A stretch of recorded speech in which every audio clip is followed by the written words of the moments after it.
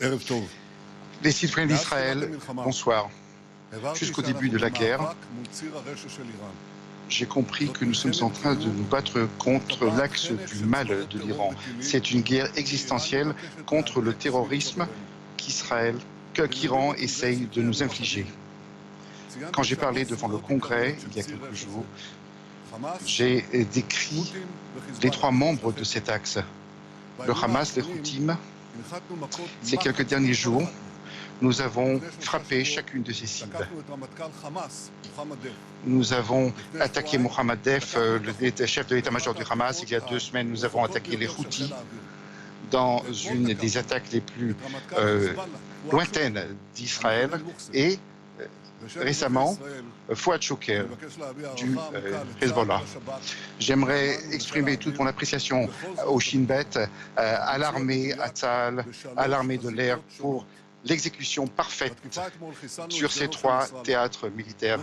Hier, nous avons frappé le second de Nasrallah, qui était directement responsable de l'attaque dans le Golan des enfants qui ont été tués. Il était responsable de plusieurs attaques sur Israël, sur les citoyens d'Israël dans le nord d'Israël pendant les 9 mois de la guerre. Il était un des plus grands terroristes qui était recherché par tout le monde. Il y a eu même un prix pour sa tête de plusieurs millions de dollars. Il a été impliqué dans l'assassinat de plusieurs soldats israéliens, même à Beyrouth en 1983. Il était facteur central de la liaison entre l'Iran et le Hezbollah. Il y a quelques jours, quand j'ai visité le lieu terrible de Majd al-Shams où le massacre a eu lieu, j'ai vu la douleur des familles et j'ai dit à nos sœurs et à nos frères druzes, nous sommes frères. Il y a entre nous un pacte de vie. Et ce pacte se renforce ces jours-là de deuil. Cet assassinat d'enfants innocents s'ajoute à la souffrance de des membres du nord d'Israël qui ont dû quitter leur maison.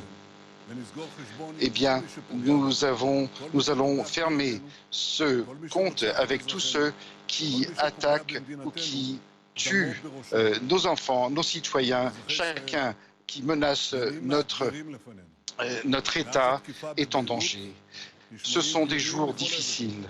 Depuis l'attaque à Beyrouth, nous avons vu des menaces partout. Nous allons rester ensemble face à toutes ces menaces. Israël va faire payer un prix cher à toute attaque de tout théâtre. Les citoyens d'Israël, déjà pendant les premiers jours de la guerre, j'avais dit que cette guerre sera longue et qu'il nous faudra être patients et je le répète maintenant. Depuis plusieurs mois, chaque semaine, on me dit en Israël et à l'extérieur, il faut terminer cette guerre. C'est ce qu'on me dit. On a fait tout ce qu'on a pu faire, on a obtenu tout ce qu'on a pu obtenir et on ne peut pas gagner. Je n'ai pas succombé et je ne succombe pas à ces idées. Si nous avions fait cela, si nous n'aurions pas pu éliminer les chefs du Hamas ou détruire les infrastructures du Hamas et ils les auraient gardées, on n'aurait pas pu être sur Philadelphie, dans le sud de la bande de Gaza, et nous n'aurions pas créé les conditions qui nous permettent de continuer et d'atteindre nos objectifs, à savoir de ramener les otages, de détruire les capacités militaires du Hamas, de s'assurer qu'il n'y aura plus de menaces sur Israël et de ramener les Israéliens du nord et du sud chez eux. Et tous ces accomplissements que nous avons réussi à obtenir pendant ces quelques derniers mois, nous avons réussi à les faire parce que nous avons pris des décisions difficiles malgré toutes les pressions de l'extérieur et de l'intérieur. Ce n'était pas simple, j'ai dû faire face à beaucoup de pressions. Mais le plus important est que nous avons réussi à le faire parce que nos soldats, les réservistes et les soldats, le Shin Bet et la police, eux, ils ne se rendent pas. Ils se battent comme des lions.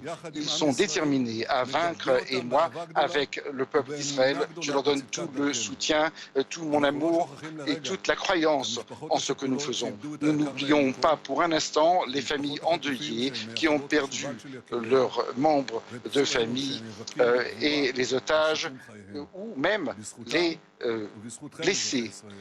C'est grâce à eux, c'est grâce à vous, citoyens d'Israël, et grâce à Dieu que ensemble nous allons gagner.